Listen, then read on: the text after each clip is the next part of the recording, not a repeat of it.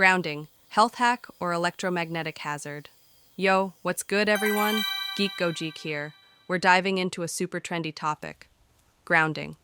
You've probably heard it's this miracle fix, better sleep, less inflammation, and maybe you've already snagged some grounding mats or sheets thinking, plug it in, and I'm basically one with Mother Earth. But hold up. Have you ever wondered if this artificial grounding stuff could actually mess with your health? Like, maybe even trigger electromagnetic hypersensitivity? So, let's break it down with some science. Smash that like button, hit subscribe, and ring the bell so we can geek out together. Alright, first things first. What even is grounding? Grounding is all about connecting your body to the Earth's natural electric field, soaking up those negative charges to balance your body's vibes. Natural grounding? Just kick off your shoes and walk on grass or a sandy beach. Artificial grounding, though, that's where you use gadgets like grounding mats or sheets hooked up to your home's grounding system. It's supposed to mimic the real deal. But here's the tea. Is your home's electrical setup actually clean? Natural grounding is straight up earth energy, but artificial grounding rides on your house's wiring, and that could spell trouble. Why's grounding such a big deal? Okay, so why's everyone obsessed with grounding? Studies are dropping some serious perks, so let's run through them. 1. Better sleep. A 2011 study in the Journal of Alternative and Complementary Medicine says grounding can regulate cortisol, your stress hormone, helping you sync your sleep cycle, fall asleep faster, and stop waking up at 3 a.m. 2. Less inflammation and pain. The Journal of Inflammation Research 2015 found grounding neutralizes free radicals and cuts inflammation markers like C-reactive protein. Got arthritis or sore muscles? This could be a game changer. 3. Chill vibes. Research shows grounding boosts your parasympathetic nervous system. That's your rest and digest mode, making you feel calm and less stressed. 4. Faster healing. That same 2015 study says grounding improves blood flow and oxygen delivery, speeding up wound healing. Athletes love it for recovery. 5. Healthier blood flow. A 2013 study in the Journal of Alternative and Complementary Medicine found grounding thins out your blood. Less sticky, better flow, which could lower heart risks. With all these wins, no wonder grounding's blowing up. But here's the catch with artificial grounding. Now let's get to the juicy part, artificial grounding. Why could it be sketchy? Artificial grounding uses stuff like mats or sheets to connect you to your home's grounding system, supposedly channeling Earth's negative charges. But your house's electrical setup? It's messy, and that's where things get dicey. Let's break it down. 1. Your body becomes a lightning rod.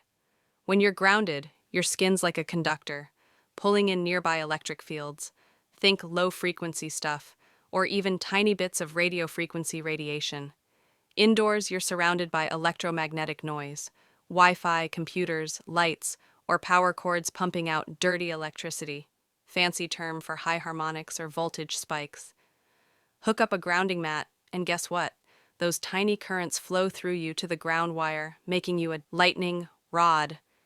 A 2019 environmental research study says these currents might mess with your body's electrical signals, like nerve function or heart rhythm, especially if you're super sensitive to electromagnetic fields. Think headaches, fatigue, or feeling wired. High EMF spots, like your gadget-filled room, can make it worse. 2. Your grounding system might be dirty. Your home's grounding isn't some pure earth connection. It's shared with all your appliances, smart meters, LED lights, you name it.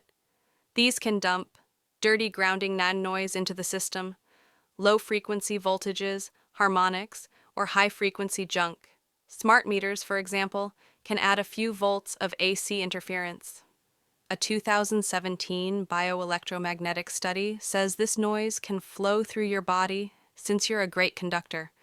That could mess with your nervous system or immunity. Some folks report dizziness or bad sleep with grounding mats, but feel fine barefoot outside. It's like showering in polluted water. You're trying to get clean, but it's making things worse. Third body voltage roller coaster. Grounding changes your body voltage, basically the electric charge on your skin. Ungrounded, nearby appliances might induce a few volts on you. Grounding drops that to near zero as charges flow to the ground.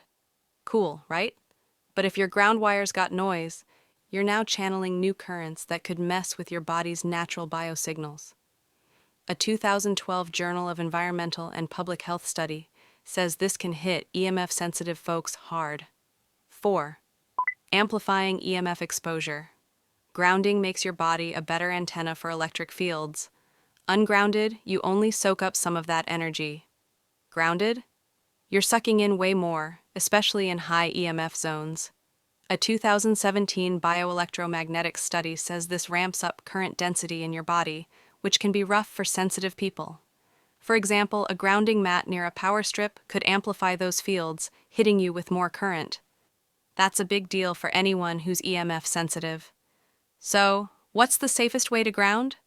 Natural grounding, bare feet on grass, dirt, or a beach, is as clean as it gets. You're tapping into the Earth's pure electric field with basically zero risk, plus you get sunlight and fresh air as a bonus. Artificial grounding, though? It's tied to your home's electrical system, which can be a hot mess of EMF noise and dirty grounding, potentially messing with your health. Real talk. Some folks feel woozy or sleep worse with grounding mats, but feel amazing after a barefoot stroll outside. So, we've covered the awesome benefits of grounding, but if you want to do it safely, stick with natural grounding. It's the way to go. What's your grounding story? Did it work for you? Drop it in the comments. I'm dying to hear. Love this video? Give it a big thumbs up, share it with your crew, subscribe, and hit that bell so you don't miss our next deep dive. Geek, go geek out. Catch you next time.